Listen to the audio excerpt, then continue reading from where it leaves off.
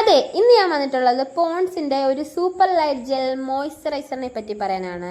എല്ലാവർക്കും അറിയാവുന്ന ഒരു മോയ്സ്ചറൈസറാണ്, അഫോർഡബിൾ ആയിട്ട് കിട്ടുന്ന ഒരു മോയ്സ്ചറൈസറാണ്. ഇതിൻ്റെ കണ്ടന്റ് എന്ന് പറയുന്നത് hyaluronic acid plus vitamin E ആണ്. നമ്മുടെ സ്കിന്നിനെ ഹൈഡ്രേറ്റ് ആക്കി വെക്കുക എന്നുള്ളതാണ് ഇതിൻ്റെ വേറൊരു ബെനിഫിറ്റ്.